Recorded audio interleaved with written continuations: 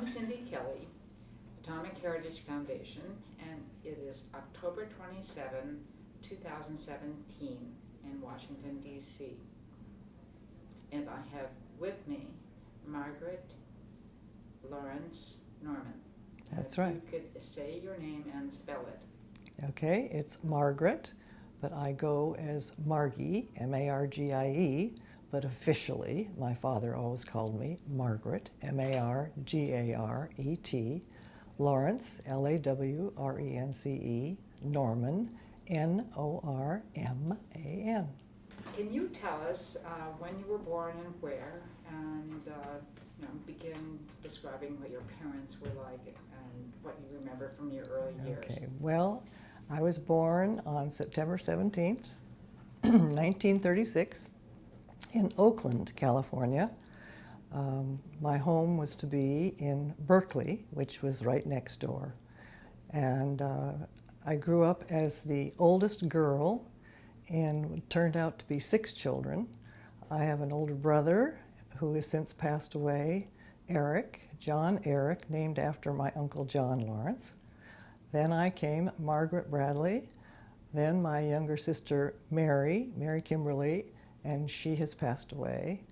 And then my brother, Robert Don, and Don comes from Don Cooksey, who was one of the members in the laboratory, my father's first-hand man.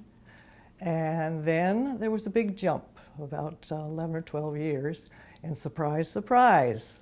So Barbara came into this world, and because there was another spot left, they figured, she needed somebody that she ought to play with. So we had another one, and that was Susie. So there were 6 of us all together. So as the oldest girl, I was kind of the typical oldest girl. I was the responsible one and followed the rules and all that kind of stuff. And then as the kids came on, they all took their positions in the family, and we ended up being a pretty happy family, a pretty boisterous family, and a pretty noisy family. So tell us about your mother. Let's start with her. Well, as I told you just a few minutes ago, my father always said, your mother is far more intelligent than I am. And she was indeed a very brilliant woman. She started out to have a career in bacteriology. She was getting her advanced degree, her PhD, and Dad whisked her away. But they had known each other since she was 16. Mom grew up as the oldest daughter of 4 girls, and my grandfather, her father, was the dean of the Yale Medical School. And he was quite often bringing home young men to introduce his daughters to these young men. That wasn't supposed to be the purpose, of course. They were just people that he really thought were very interesting. But also, obviously, when you come to have dinner at somebody's house and there's 4 girls, you're going to be introduced. So he brought Dad home one time, and Dad was about, I think he was 9 years older than Mom, so she was maybe 16. So he was in his early 20s, I think. And apparently, he took one look at her and I guess probably had some conversations with her or something too. I don't know, not a lot, because she was very shy. And apparently just said, this is the person I really like. And she was not feeling the same way. She was a 16 or 17-year-old girl, and she was on her way to Vassar, and she wasn't really interested in the man at that juncture. And he was this older guy, tall, skinny guy. She didn't think he was that attractive or anything. So she would sort of try to stay out of the picture if he came, and when Grandpa would bring other people home, and he was one of them, she would try to stay away from the situation. But he tried to seek her out, and he would keep coming. And finally, I guess, one day, she was out on the bay fishing for clams or something. I don't know what they do in Connecticut, but anyway, she was out there doing that. And she had on this big floppy hat and looked absolutely terrible. And all of a sudden, Grandpa's out there and says, Molly, come on in, come on in. Ernest Lawrence is here. And she just was absolutely petrified because she didn't want to go in and see him, and particularly what she was on, how she looked. She looked just like a scullery maid or something. So she tried to stay away that time too, and I don't think it worked. So she had to come in and say hello, but then she made an excuse. She had studies or something to do, so she would sort of retreat, I guess. So it was an interesting kind of a dance between the two of them, mother trying to stay away from him and dad apparently trying to get her. Well, finally he won, obviously. And so when she finished Vassar, she had been also having classes at Wellesley because she took medical. She was taking pre-medical stuff too. And at that time, doing that was a very difficult chore for a woman because they didn't really want women in those kind of courses. So she told me the story once about how what they would do was there were two women, and Dr. Zinsser was this very, very difficult professor. He was high expectations and very strict, but she was a very good student. But he didn't like women being in the class. So when it came to the time at the end of the semester, whenever it was, for finals, he says, I want you women to go upstairs. So the two of them, apparently, they went upstairs, and he shoved a microscope in front of him. I guess it was a bacteriology class. And he started putting slides in there. He says, what's this? What's this? What's this? What's this? And they were to tell him what the slide was. So Mom got one slide, and it was just all black. I mean, you couldn't really see anything. And she thought, and she thought, and she said, what is that? And then I think she said it was a blastoma. So then she guessed that was what it was, and I'm not using the proper words for it, but that's what it was. And he looked down at her, and she said, he gave me a look that made me feel I'm finally accepted, because I guess nobody else had gotten that right. And so she felt she had done a very good job. So when Dad said she was brighter than he was, I think he really felt that was true. And when we would have to have help with our lessons or anything like that in junior high and high school and stuff like that, he would say, go to your mother. And if you were home, most time it wasn't. So we got used to going to Mom, and we thought Mom was much more smart than Dad was, except we found out, I don't know about that, because everybody seems to think he's so smart. So we felt we were privileged because we had two very intelligent parents. That's great. Yeah. Great story. Yeah. It was fun. So what was, tell us something about your dad's upbringing. Well, Dad grew up in a Norwegian family. His father was the son of my great-grandfather, who came to this country from Norway in the late 1800s because they lived on a very tiny farm, which we visited, my husband and I visited 5 years ago. And it was essentially like about 2 or 3 acres of grassland up high on the hills of Norway. To get there, you had to climb for probably about an hour, and this was after winter time, so it was full of slosh and water and creeks and all that kind of stuff. And they were doing a play in honor of my father, and it was written to describe how his grandfather had left Norway and what the circumstances were. And the circumstances were that this was a very small farm and it could not support the family. And they didn't have any money. So somebody had to leave because they couldn't keep enough food on the table to have everybody make it. So my great-grandfather, left with, I think it was his cousin, or I think it was his cousin or his brother, I can't remember which one. But they left and went to America, and his mother was absolutely devastated. She was not feeling very good anyway, and she died within the year after he left. So Grandpa had a very Norwegian upbringing and pass it on to my father. And the Norwegian upbringing basically teaches you that it is very, very important to be a person who is useful. Dad kept saying, whatever you want to do, whatever you want to be, just be sure you're being useful.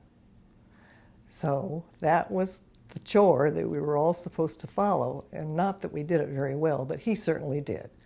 And he ran his whole life, I think, based upon not money, not status, not power, but on the fascination of science and what he could do with science to be useful. So whenever he was asked to do something by whether it was a nonprofit or a corporation or government or whatever, if he felt that was something that would be useful, that was something that was important, he would do it. Now, the good of that was he was a person who did a lot. The bad of it was he did too much, because what he did is he died way too early at a young age. And I remember one example of that when I think it was Monsanto company wanted him to be on their board of directors, and he was on lots of boards of directors and things like that. And he said, okay, he would, because he was a chemical company and he felt that he could do a lot of good things for them. Mom and I was talking to Mom about it, and I said, oh yeah, Dad's gonna, she said, yes, she said, I wish you wouldn't do it. And I said, why? And she said, because he's just doing way too much. And he said that he said, oh, well, but Molly, it's going to pay $15,000. And in those years, that was a lot of money. And Mother just looked at him. Mother was the bookkeeper. Mother looked at him and said, Ernest, you don't need that $15,000 because the government is going to get 90% of it. And in those days, that was true. That literally, and then he said, well, that's not the important point anyway. You know, he just felt that he needed to do things that were going to be useful and important and to help people and to help the government and to help the United States of America. So that was one of the sort of basic tenets of his life. And another one that was often seen in the family situation was that the one thing that was just absolutely prohibited was lying. Lying was the biggest evil possibly thing you can do. And if you lied, he would never, I mean, it was just like he would look at you as if he would just look at you like that. So very few people in our family are liars, and it stood us in very good stead, actually. It really did. And so that's a tenet that I've tried to keep living by. And growing up with him as a father was not easy, because he was a man who never saw grays. He saw blacks and whites. This is good, this is bad. This is right, this is wrong. There was very little movement in behavior that he understood that you could look at in more than completely right or wrong or good or bad. So if you did something that he felt was not appropriate, an example would be, I remember when I was a teenager and I was having boyfriends, and Mom and Dad came home in the car when I was sitting in my boyfriend's car in front of the house, and we were necking, okay, which means kissing, right? Nothing else, just kissing. And I saw the car, and they pulled into the driveway, and I just panicked because I knew my father would not approve. So I jumped out of the car and ran over and said, "Oh, hi, you guys." And he looked at me, and his eyes he just looked at me. He said, "Margaret, we are not guys." And I went, ooh. And, I was so nervous. But I mean, that's how he felt about things, that you must be upright, you must be honest, you must carry your responsibilities, you must do all these musts. He never spoke them, but you knew. And so my poor younger sister, Mary, who was a rebel, she was always getting in trouble. And she stood up to him, though. And me being the oldest girl, I kind of knew, oh, okay, how do I handle this, right? So what I would do is I just wouldn't let him know some of the things I was doing. And Mary, unfortunately, she would do things and he would find out. And, well, I remember one time she had a bottle of wine underneath the seat of her car from a party she'd gone to. And it rolled out from under the car when he got in to drive her car. Well, all holy hell broke loose, except for, that was the other thing, no swearing. He never used bad language. He would say, oh, golly gee, oh, for heaven's sakes. And I find myself saying the same kinds of things now.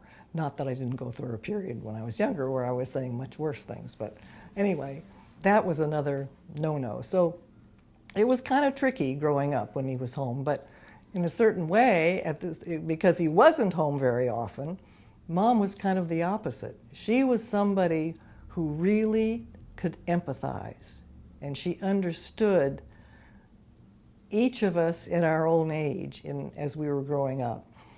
And she could respond if we wanted to do something or if we got in trouble, and she would let us explain what we had done, why we had done it, and et cetera, and we would work through it. But Dad, no. So you knew you either behaved or you didn't let him know it, or you went to Mom and you hoped he didn't find out. So that was difficult.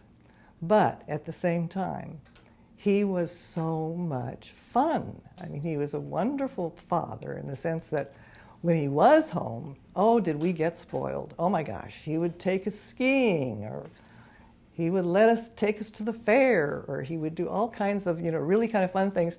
And it was like money was we didn't even know about money at all, because we never, when you're kids in those eras, 25 cents was a big deal, right? So we would go with him and we'd say, oh, we want one of those, or we want one of those, and he'd get one. And we had no idea. And then apparently he would come home and Mother would see what he'd done. She'd say, Ernest,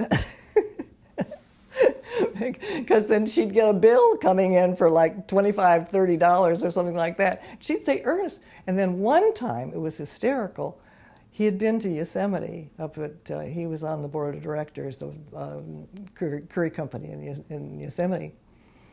And Mom rarely went to a lot of the places that he was going to. She had her hands full at home. And so he comes back, and 2 or 3 days later, this odd-shaped package arrives in the mail. And she said, well, Ernest, there's a package here for you. He says, oh yes. And I can't remember whether he opened it or she opened it, but anyway, by the time it had been opened, this thing was put on top of the piano. And I said, Mom, what is that? And she said, she said, I don't know what you call it, but it was a wrought iron, strange looking thing where you had a bowl stuck up in it, and then you pushed the bottom lever and wine would come out. And she said, I said, what is it? And she told me, she explained it, and we went and worked it and saw how it worked. And I said, where did this come from? And she said, your father bought it in Yosemite. And so, he was a little kid in many, many ways. He was just a little kid. He'd see something that's, oh, that's neat. And so he'd buy it, Not that he ever spent, lots of money. He was very good with money too, but he'd come and he said, okay, Molly, what are the finances? How are things? And she'd pull out her book and it had every penny was listed as to where the money had gone, and the checkbook, every check had its thing here, and she could tell him day by day, month by month, everything that had been spent and gone out. And he would go, "Oh my goodness," and he had no idea. And then he would go, "Oh," he said, "I guess I better not spend money." And he would just, that was another one of his characteristics, that he was always very rational. Rationality is another important thing in our family. That when you know something, you know it. And therefore, well, like he told me one time, when I was in, I guess, early high school or something like that, because there's so many of us in the family, we didn't travel much or at all. We were all just Berkeleyites, and San Francisco maybe a little area there, but we didn't go anywhere. So I was really pretty much unaware of where things were in these United States of ours. And he was always going back to D.C. or something like that. I said, "Where is Washington, D.C.?" And he gave me one of those looks again. And he said, "Margaret, Washington, D.C., and then he sort of pinpointed it, by states about where it was. And he said, "Now I've told you where that is. Never ask me that question again." Because he was surprised that at my age, I was probably 14, 15 years old, I really didn't have a clue where it was. And his thing was, you can always ask a stupid question once, but don't ask it again. So that was another lesson that we had to learn.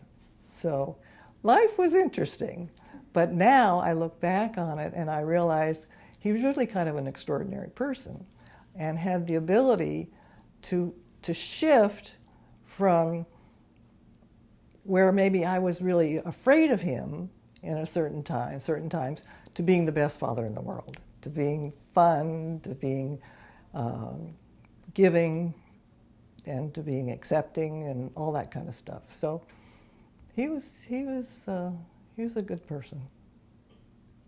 So when he was not with you, at least from accounts, he was going 100 miles an hour. He was so intensely involved. How did he shift gears? Was he able to come home and put all of the frenetic energy that he... Well, we probably really didn't even know what he was doing. We had for instance, all during the war, when they were working on the Manhattan Project, and even before and after that, we didn't know what was going on. We had no idea. We did know that something was secret, because one of our favorite things to do with him was on Friday nights. Every Friday night when he was home, he would take the older one. This was most of my childhood was of the four older ones of us, because Barbara and Susie came so much later. So with Dad, it was the four of us and Dad when he would come home. And he would take us all down to the Telenews in Oakland, which was basically a television news program now. You would say that's what it was. And of course, it was all about the war. It was about the war, and then they had short subjects and stuff, and things like that. And that was really a fun outing. Every Friday night, we really enjoyed that with him. And he wanted us, though, to understand what was going on in this world. And that was one of the best ways to do it, because you were seeing visually, you were seeing the war. And I'll never forget some of the visions of the Nazi war camps and the crimes and stuff that were committed that you saw when the war was over. And it was so horrifying that we really had a picture of what this whole war thing was all about, and realized how horrible it was. And then, but his sense of humor, he had a funny sense of humor too, because they would also show sports clips where they would have, for instance, I remember this one where we had high jumping, skiing, where they'd come down these long ski things, and then they would go out. And it was absolutely amazing. And it was embarrassing, though, because when somebody would come down and go way, way out and then fall, go splat, and Dad would go, he would just start laughing hysterical, and then everybody else in the theater would turn and look at us, and here was this man there laughing. He thought it was hysterical, and I was thinking, Dad, don't you know that poor guy probably hurt himself? But he just looked at what was happening. He thought it was so funny. So he did have a very kind of boyishness about him, and people would comment about that. And he always had a twinkle in his eye, and he always was up to something. You know how when people are always up, and of course, just totally into science. Into science to the point where he couldn't relax. He didn't know how to relax. He would come home. We had a house down in Balboa, and he would come down and for a couple of days, and he was itching to get back to the lab. You know, I mean, you could just tell. He didn't know how to relax. And I remember one day we were out on the beach, and Dad actually got out on the beach, which was interesting. And what did he do? He cleared the top sand off, pushed all the sand back like this, got it down to the damper sand, and started writing formulas in the sand. I went, Dad, you know, come on. He said, no, Margaret, leave me alone, leave me alone. You know. I mean, he just loved it, absolutely loved it. He could not stay away from it. And as Mom said, she said, well, I realized when I met him and when I married him finally, I knew that science was first and family and me would be second. And she accepted that. And that was always true. That anytime he needed to do something or be somewhere or meet with somebody, off he went. And when he came home, he was there for a while, but then, boy, you could see he was itching to get back up to the lab. And it affected our lives too, because when we were kids, when we were old enough, we went to the telenews. Sometimes we never got to the telenews because he'd drive up to the lab to check in before we drove down to Oakland.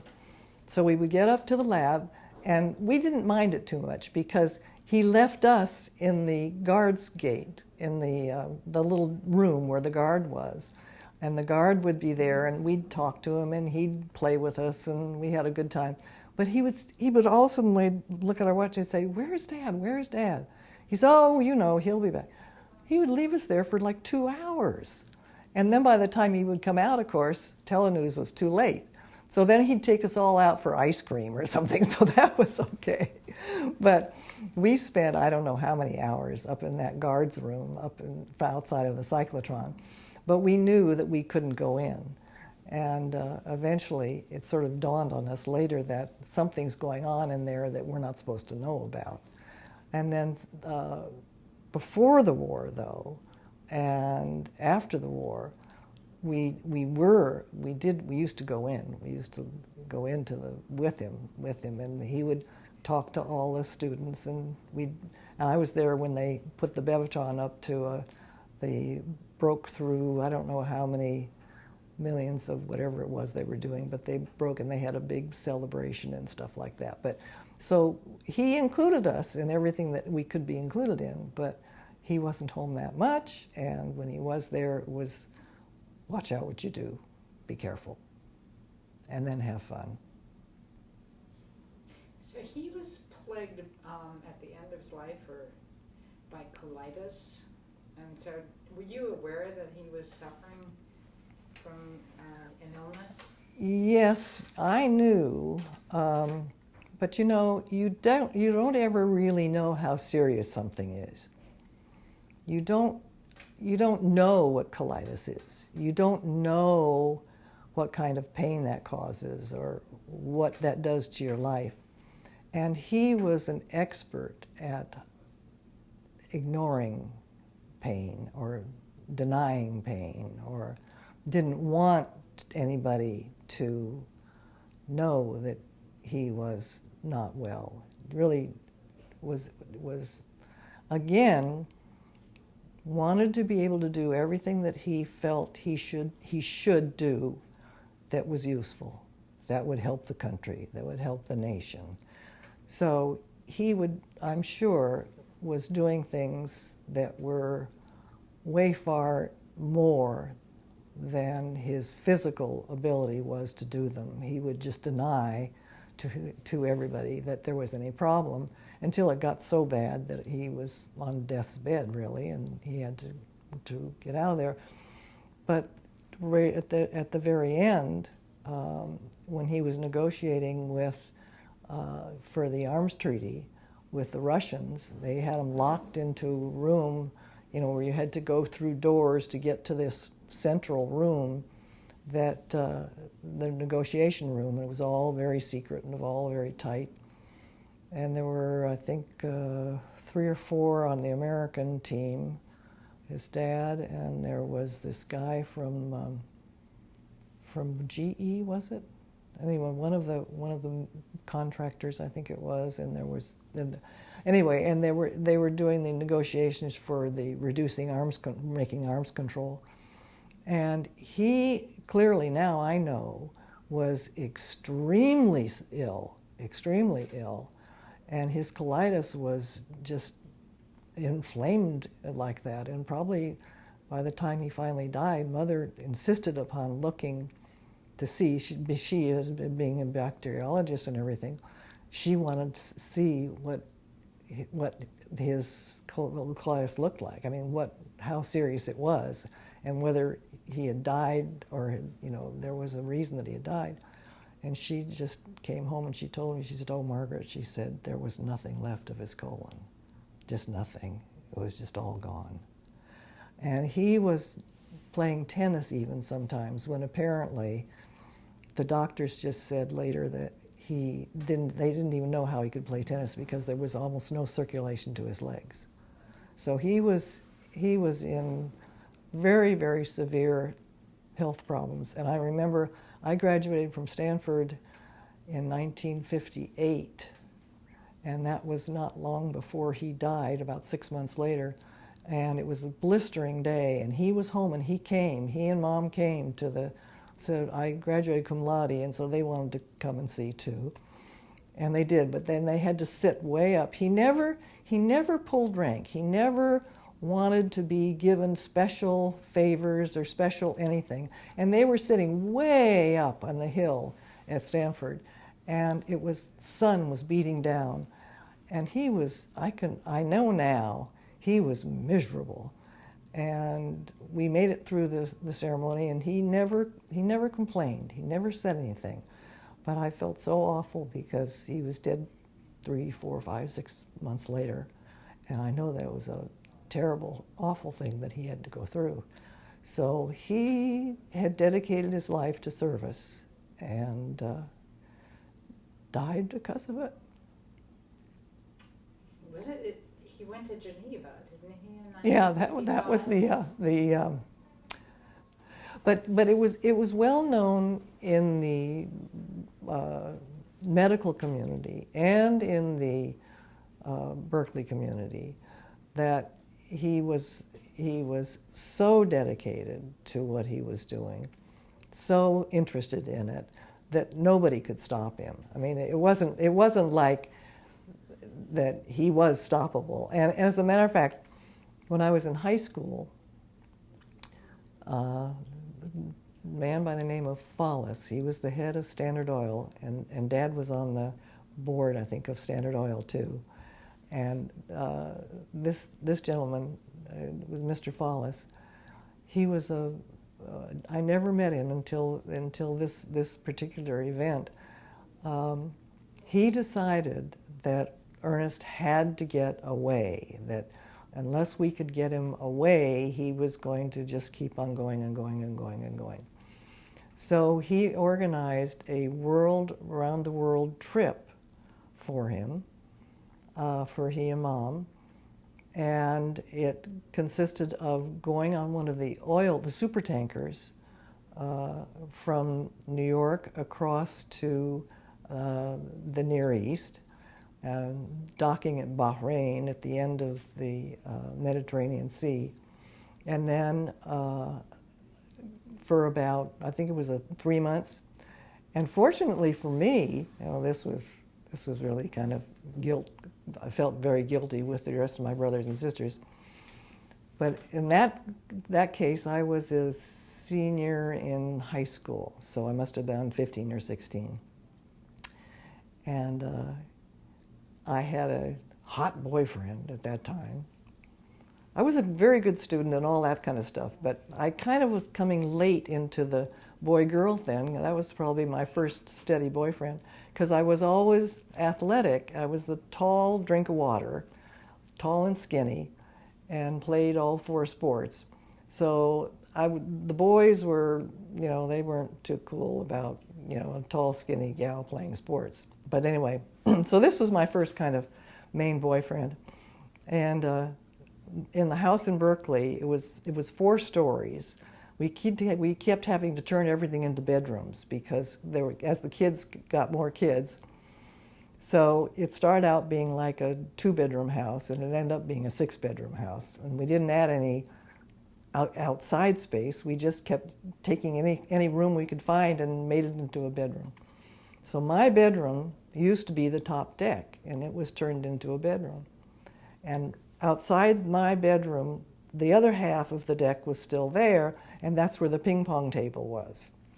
So we used to go up there, groups would go up there and play ping pong and right outside my room. Well, one time Dad came home and we were up there, and Roger and I were kissing on the bed, sitting on the bed. I mean, we weren't in bed, we were sitting on the bed. We were kissing though, and the other kids were out on playing ping pong. He took, again, one of those looks at me, where he just looked at me as if, I knew I was in trouble, okay. And he just told Roger to get out. Out he was to go. Didn't even know his name, never knew the names of our friends. He was, he knew the names of everybody else in the world that he was interested in, but never knew the names of our friends. So he just said out, and he never wanted to see him again.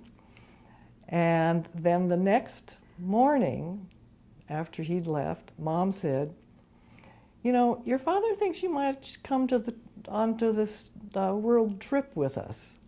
I went, what? I was a senior in high school. I said, yeah, but, and she said, well, would you like that? I said, well, sure, I'd love that, right? So that, the idea that Dad was going to leave me behind, knowing I was now becoming a woman in the sense of having, a boyfriend and stuff, he was afraid to leave me at home. So he decided that I was going to come with them. Well, my younger sister was furious, absolutely furious. But anyway, so that was quite an experience, and I got the whole wardrobe of clothes, and Mother took me down to Magnon's, and we had a wonderful time. So we went on the trip, and it was a very interesting trip, and it was a great trip. And he really did relax. He was forced to, but never relaxed in the sense that a lot of people would call relaxed, because he was always doing something. Any place we got to, out to a city or a place, he was always going someplace. He said, okay, we're going to go to dinner, and now we're going to do this, and now we're going to do that. And all day, the day would be packed with activities. You didn't have any spare time. So that was an interesting trip, and I saw that though he did become, I think, a little bit disconnected from some of the science that was in his life constantly. I think that he was able to turn loose of it a little bit, but not a lot. But that they took him out of it completely, and that was though probably in the beginning, more in the middle of his colitis situation. So it wasn't as serious at that time, but I think it helped. I think it probably waylaid things for a little bit. So that was 4+ years before he died. Yeah. And were there other, did he learn from that trip that he needed to pace himself? No. No, the next 4.5 years were back to normal? Yeah. Oh, wow. Yeah. Oh, my. Yeah. He had a, but he that was him. He couldn't be any different. But the other thing, too, is that he was a family man in the sense that he just thought Mother was the cat's pajamas. And she was a Connecticut, Eastern, reserved person, a shy person basically, really, very intelligent, very empathetic, very humanistic in many ways too. But I think he just felt he had gotten the best woman in the world. I think he really felt, and he kept saying, your mother is a handsome woman. And, you know, if you would look at her, I'm not so sure what people would think. I mean, with today's way we look at women, I don't think she would have been considered pretty or cute. But I think she was a handsome woman. She had a lot of character in her way of being and in her looks that kind of, I think she did stand out. And everybody loved her. Everybody liked Mom. Even though she was quite reserved and stuff. But she was so good. She was such a good person that I think he felt that he had got the lucky one. He went after the right one, you know. And I think she loved him too. I think she was a little overwhelmed by him at times. And she would say, now Ernest, and, you know, you don't need to do that. You don't need to do that. Now Ernest. But I think she really loved him and respected what he was doing and was very proud of him. So how long were they married? Well, let's see. They got married in what must have been 1933, maybe? 33, 32? I'm not sure when. Eric was born in 34, so I hope it was 33. And then he died in 58. So actually, you see, it wasn't that long in terms of years, but gosh, it was a long time in terms. Of course, maybe that's because I was a child. You know how when you're a child, you think your growing up period from 0 to 20 is probably half your life. So that may be that because my recollection as a child is it seemed like forever that they were married. And when he died, I was in New York on a training program, and yeah, I was shocked. I didn't know. I cried all the way back on the airplane, but. So it was sudden. No one was expecting it. I think the kids weren't expecting it. I think a lot of people may have known. I think Mother knew that he was really seriously ill. Well, and the other problem was, you see, he couldn't follow the medical advice, which was dietary primarily, a lot of it. And he was a meat and potatoes man. He loved, you know, the big full dinner and drinks before and maybe something after. He certainly wasn't an alcoholic at all or anything like that. But he liked his drink. He would come home for dinner, but before dinner they'd have a drink, and that was it. And then he would have dinner, and then he'd go back to the laboratory a lot of times at night. So, I don't know, where was I? What were you? Was whether anyone expected him to die. Oh, yeah. So, I think I knew he was really ill and all of that, but you never think your parent is going to die. It's almost like, you know, but when it happens, you're not ready. And I think that's the best way to say it. I probably knew, but I wasn't ready. So I immediately flew home, of course, and there we were. But anyway, he was too young. So how long did your mother live after that? Oh, she lived years and years and years. She died in 2003. She kept saying she was like 92. She was 92. And she kept saying, I want to live through the millennium. And she was born, he was 9 years older. He was born in 1901. She was born in 1910. So she was 92 when she died, and was pretty darn healthy up until the last year or two.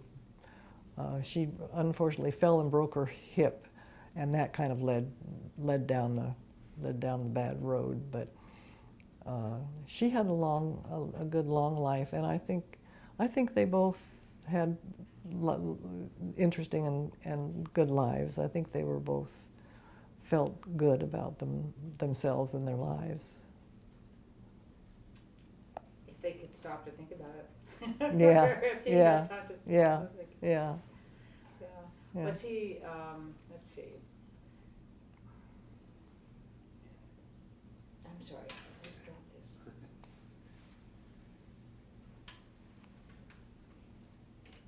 So if your siblings were sitting where you're sitting and recollecting, do you think they would have the same sort of image of your dad and mom? No, probably not.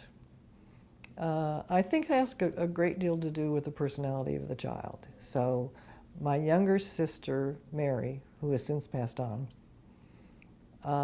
she was the rebel.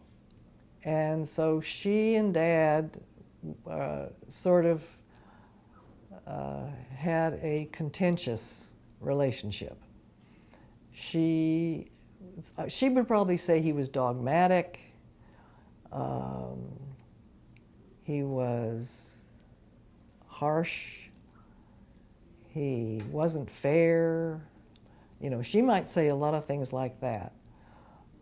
But that's a different relationship, really. And the two younger ones, they wouldn't have much to say because they were really too young. Let's see, I think where they were 6 and 8 or something when he died, something like that. So they probably wouldn't. And my older brother, Eric, he had kind of a tough time in the family because he was, I don't know how you would describe it, but he was the kind of person that just didn't quite know how to act in a way to get positive reinforcement. He would say things or do things that would give him sort of, oh, come on, Eric, or do this, or don't do that, or no, that's ridiculous, or, you know, he wasn't very sensitive to other people's impressions.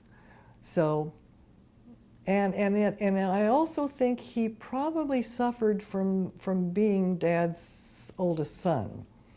That I think that was difficult because Dad's expectations of him were quite different than Eric's desires for himself. So I think that created a real problem. Dad, of course, wanted him to be a scientist, and that's the last thing that Eric wanted to be. Eric wanted to be a photographer. So that created dissension there. But at the same time, Eric, I think, felt probably more than any one of us the importance of being his son. In other words, he lived his life, I think Eric did, in reflected glory. You know what I mean? That he didn't really feel he'd done much himself, but he would tell everybody about his father. So that was a difficult situation. Did he become a photographer? He did he did photography and did some newspaper stuff, but as a contract worker, not as that. He did some elementary school teaching. He never really did find out how to do something that I think he felt he would be rewarded for. So I think he spent his life trying to please Dad, and therefore really couldn't because he didn't like to do the things that Dad wanted him to do. So he ended up sort of doing what he wanted to do, but never taking it to the level which would have given him his own self-satisfaction. So it was kind of difficult. It was really kind of difficult for him. And the rest of us, Eric was just not quite with the rest of the next three. And he had different set of friends that were kind of the same way he was. And so, but myself and my next sister, Mary, and Robert, the three of us, we were all kind of, you know, the bumpy, running up and down, keeping the place noisy, having all kinds of friends over, and, you know, the rambunctious, the Lawrence kids. That we were known all over as the Lawrence kids, because we were very active and running around doing things all the time and collecting friends and collecting people and just doing what we want. Mom was great in the sense that her idea of raising children was allowing them to do what they wanted to do unless there was a real reason that they shouldn't do it. So we'd say, we're going to go downtown, we're going to do this, we're going to do that. And she'd say, okay, when will you be home? You know, blah, blah, that kind of thing. But she never, I don't think she ever said no. And of course, that was another funny instance. I forgot about that instance of growing up with Dad. Because he didn't come home that often, he really didn't know what our life routines were, because he wasn't there so much of the time, right? So one Sunday morning, we were down in the kitchen asking Mom for our, I think it was a dime or 15 cents. We were going to walk downtown and go see the movie. Dad came downtown, came down to the kitchen, saw what was going on. He said, "Margaret, you're not going to the movie today." I said, "Why not?" "It's the Sabbath." I said, "It's the what?" "It's the Sabbath." Well, he grew up in a very strict religious family, but he didn't follow the religion in his own life, but he expected us to. And I never knew it at that juncture. But Mom always had to get all of us up and go to Sunday school, get us down to Sunday school on Sunday morning. He didn't go, but we had to go. But I finally got fed up with it, because I think I was about 9 years old. And you had to go to Sunday school, and then you could go into the church afterwards. We were Episcopalian.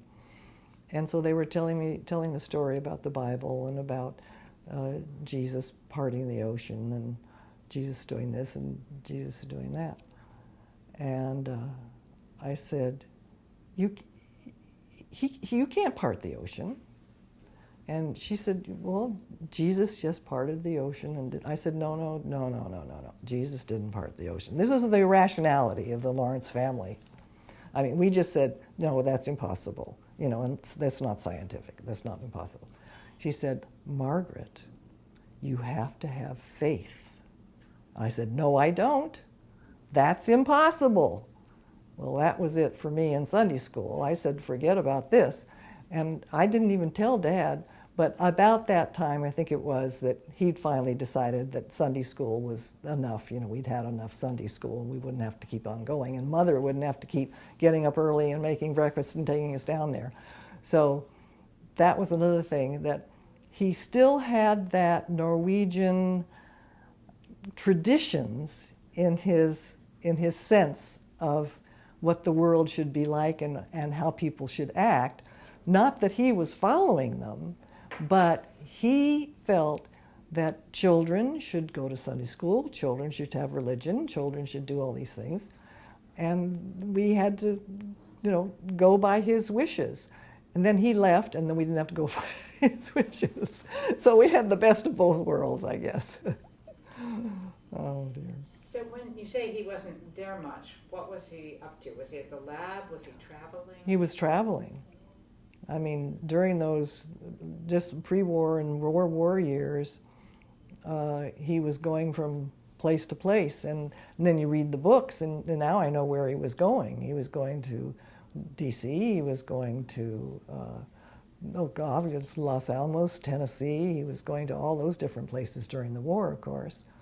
And but then we also had some connection with a lot of that, but didn't know what it was all about, because Mom and Dad would often have cocktail parties, And they were always of lab people and, scientific people. And any scientist who came to the lab, Dad would call, if she knew about it, she would know that he would set up a dinner or something at the house, and then she would do it. And then, though, every once in a while, she'd get the phone call at 5 o'clock.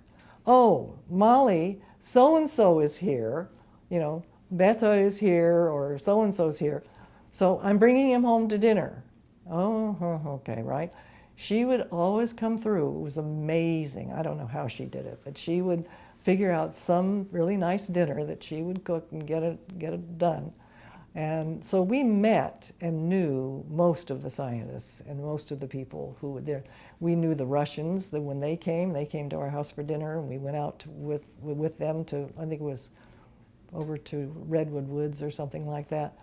So we were involved only in a social way, knowing all those people. I mean, and my childhood was populated with the people in the books. But we were totally unaware until, that's kind of an interesting story. The first A-bomb that was dropped, we, of course, didn't know anything that this was going on, had no idea.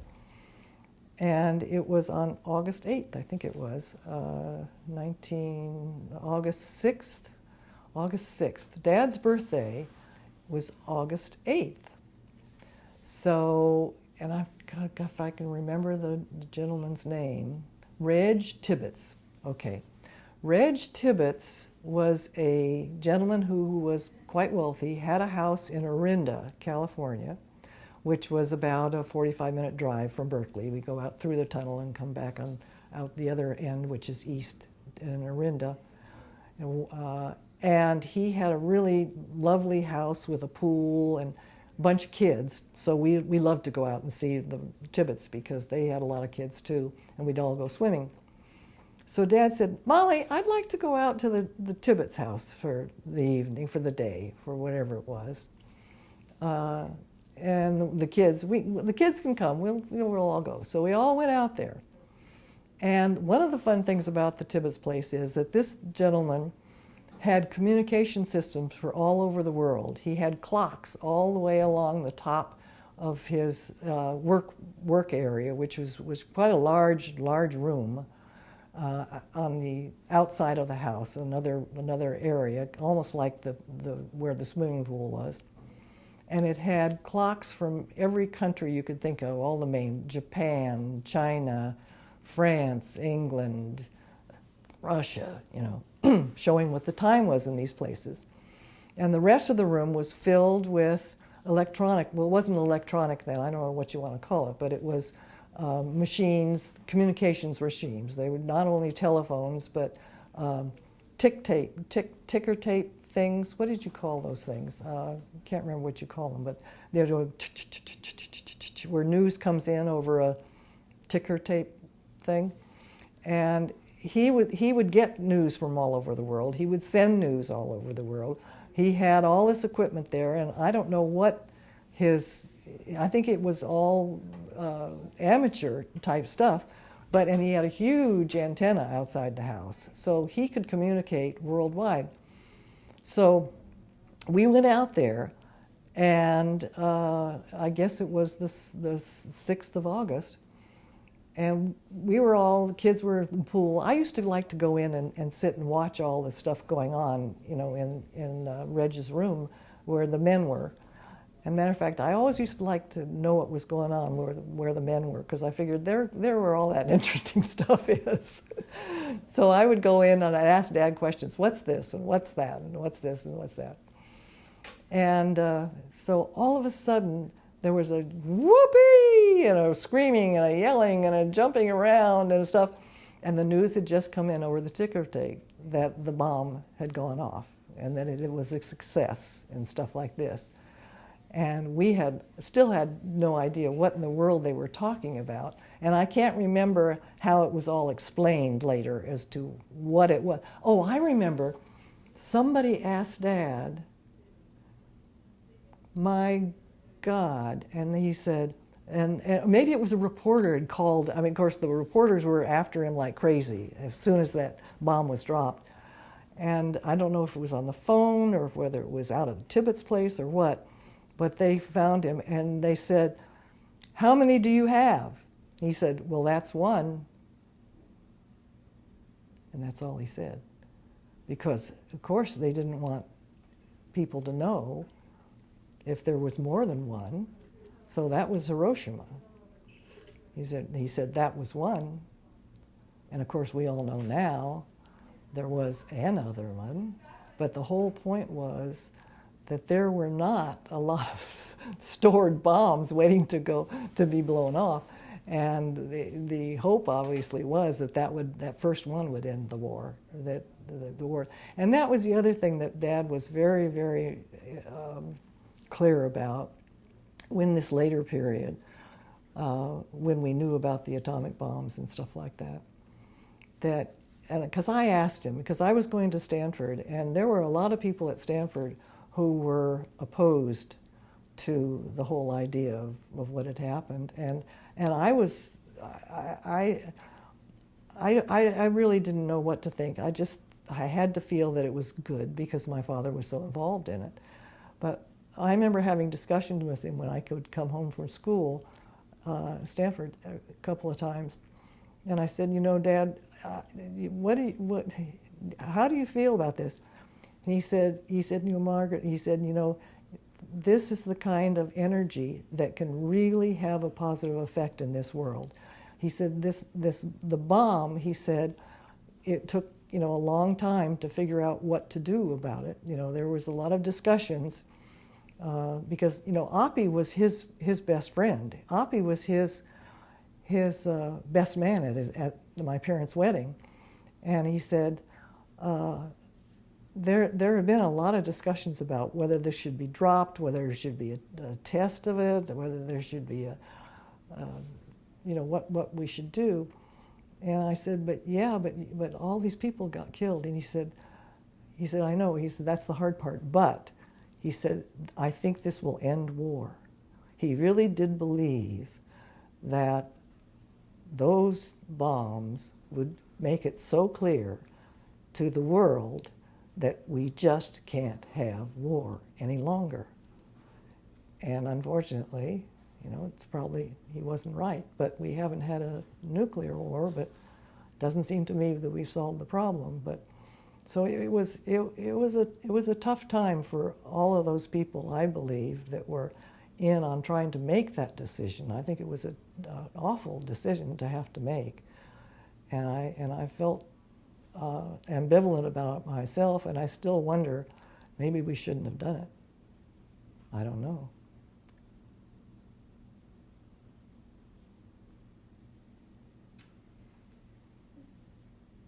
So that's the one conversation you can remember on point with your dad. But then after the end of the war, there was the question of the hydrogen bomb. Do you remember, how he felt about that? I'm trying to remember. I remember he was talking. We knew Teller quite well, the kids. We did, and he was a funny guy. But we didn't know any of the politics of that situation, I don't think. We really didn't realize the politics of the situation. But by that time, we were, as I say, in college. I was college age.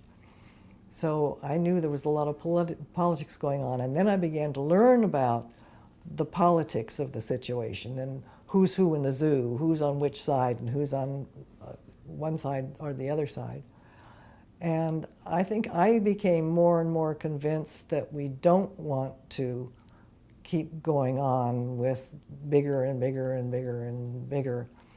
And I think there was a reticence among a lot of the community that we shouldn't develop the hydrogen bomb. And I don't remember, to be honest, I don't remember whether Dad was still alive during some of that.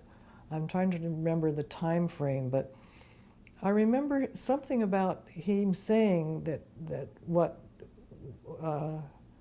Teller was up to, and I think he put it in that term, something Teller being up to this hydrogen bomb, and I don't think he felt terrific about it. But I can't swear to that. But I don't think he was necessarily in favor of it. I don't know if he was against it, but I don't know if he was in favor of it. I don't. My memory's not good enough to say one way or another. But I know it was very controversial. Describe Teller. You say you got to know him as a child. Oh yeah, he used to read Dr. Seuss stories. Oh, that was hysterical with that accent that he had, heavy, heavy, heavy accent. And we laughed and laughed because he was so funny telling those, he would tell those stories. It was a riot. And he was this kind of plumpy, chunky guy who would sort of come down the chair and plop down and sit down and talk. And half the time it was hard to understand what he was saying. But he was kind of like a munchkin, you know, an interesting guy. You had no idea how intelligent some of these people were. They were just people.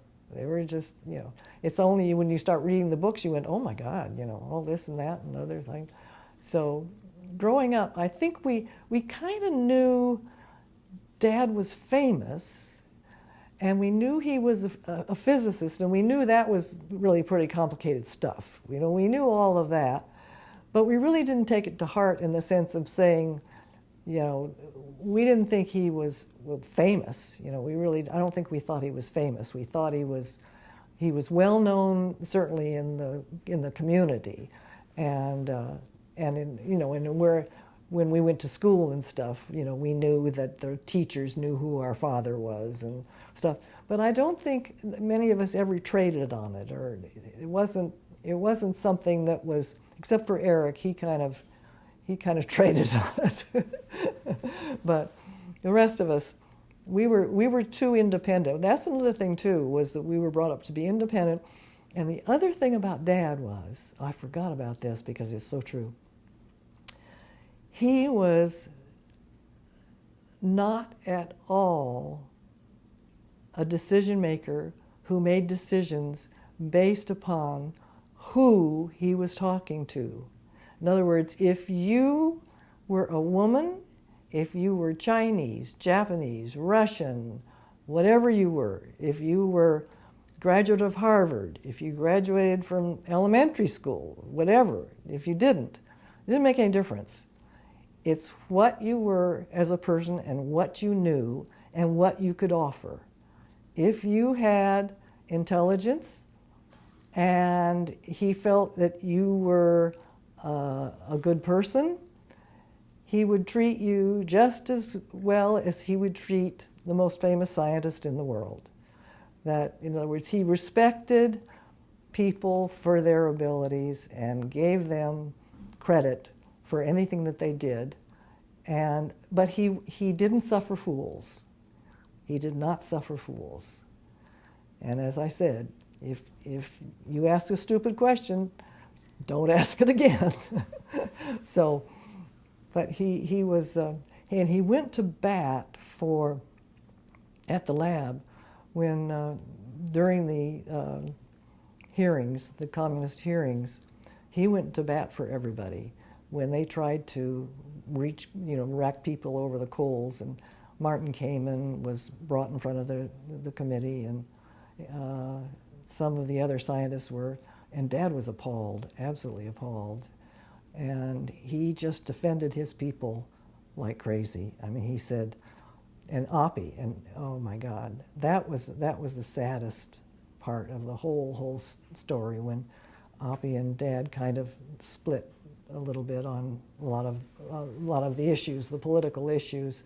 That was sad because they were such good friends and they both respected each other.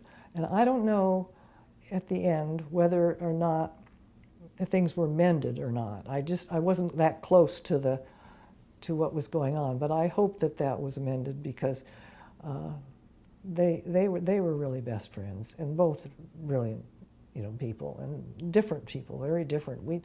I thought Oppie was strange, really strange, when we were growing. He would be in the house too a lot, and he was just this kind of eerie guy. You'd look at him, he's tall, skinny, and sort of hunched, and his hands in his pockets, and kind of looking around. And I thought, he scares me a little bit. But apparently he was a really nice person, but brilliant, I guess, and very. Dad was a country boy in many ways. He was not a terribly sophisticated person, but that was part of his charm, because he'd ask you any question that he wanted to know. If he'd say, "Why are you wearing that?" I mean, he wouldn't say something like this, but I'm just saying from the point of view, I would say, well, he would say, "Well, why are you wearing that scarf?" You know, if the scarf he thought was interesting, he would ask you that. And for some woman, that would be like, "You're not supposed to ask me that," you know. Or, I mean, I'd never heard him being denied, you know. But and I know at the lab too, he would not feel reticent to ask questions of people who you would think that he wouldn't want to suggest that he didn't know the answer more than they did. For instance, when we were up at the lab one time, we were walking into the control room, and Tom Ipsilanis, I think it was there, one of the most intelligent of the graduate students, and they were running some kind of an experiment. And Dad said, "What are you doing, Tom?" And so Tom started explaining. And every time he would say something that Dad didn't get, Dad would say, wait a minute, what do you mean by that? And so here Tom was educating Dad. But that was fine with Dad. He didn't have any problem with not knowing everything. But his real goal was to keep learning, to keep knowing. And then he would put that in his brain, and there it would be, and it would stay. It was amazing, I think, how much he had in that brain. He remembered those. But now that's scientific stuff. On this other part, no. I mean, he didn't remember our birthdays. He didn't remember our friends' names. But he really did have a flair about not worrying about being not knowledgeable about things. If he didn't know, he'll ask. And I think my husband would say I inherited that, but it's probably true. A lot of those things come down through the family, so we all tend to be a little assertive, not aggressive, but assertive people. We'll ask questions that sometimes people maybe didn't want to answer. I mean, I'd say, well, if you don't want to answer, don't answer, but where did you get that scarf, or where did you do this, or how did that happen? Yeah. So it's interesting because he had the rule for you. You can ask a question once. Of course, he had a steel-trap mind, and he would always remember the answer if he asked once. Is that what I'm getting here? And so it was easy for him. Well, I'm assuming he would. See, I don't know that. I really don't know that. I'm just assuming that, he didn't ask of others things that he wouldn't do himself. That was true, too. But his expectations of others, and for instance, colleagues, were very, very, very high. When he was developing the color television tube, we had a house out in, what was it now? I can't remember the name of the place. Diablo? But Diablo, yeah. And the lab, they built this little lab there.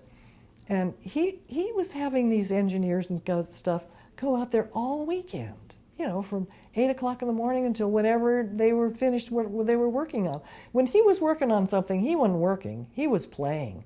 He loved it, absolutely loved it. And he assumed that everybody else that was working there was similarly in love with everything they were doing, and they didn't have any families. They didn't have any people who wanted them home for dinner. They would be loving staying out here all night working on this darn color television tube or whatever it was. So he was absolutely opaque in his understanding of, what other people, what their lives were really like. He just assumed that everybody would be fascinated with the things that he was fascinated with.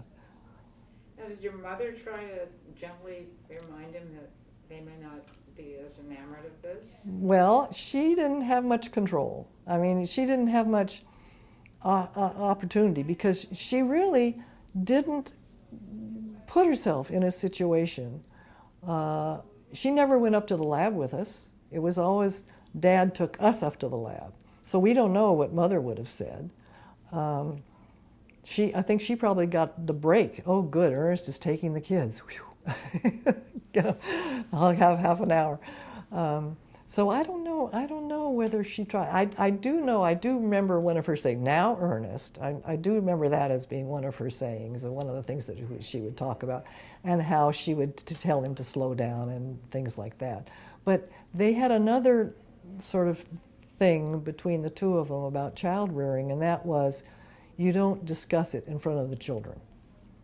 So, I have no idea whether they had big fights. I mean, they certainly didn't have big fights in the sense that you didn't ever hear they never used bad language. They never criticized in front of us. But if there was any kind of criticism or any kind of disagreements, they were kept behind closed doors. So we didn't know what their relationship was in that sense.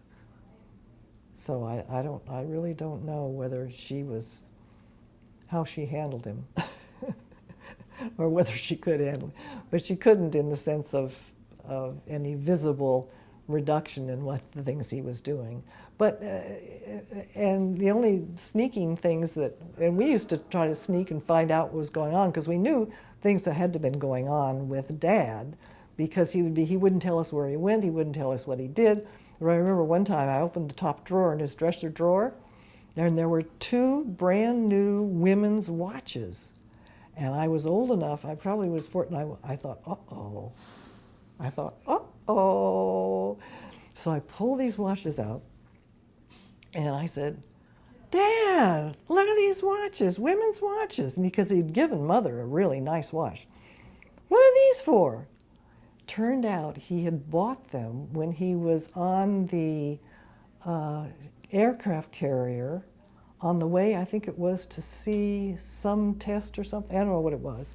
But he had bought them there, but because he thought they were pretty or something, but never even thought about what he was going to do with them. So I said, "Dad, you got 2 of them. One's for me and one's for Mary, right?" He said, "Oh, I suppose so." I mean, he didn't, once he got them, I don't think he cared what happened to them. So I said, "Hey, Mary, we got 2 watches."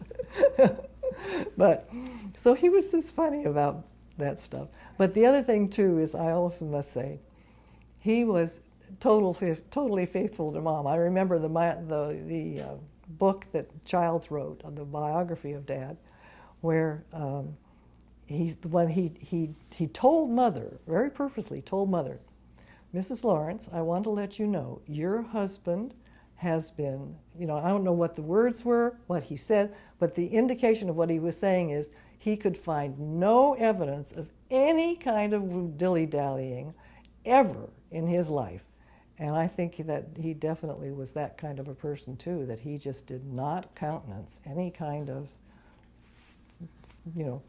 being funny around with women. Not at all.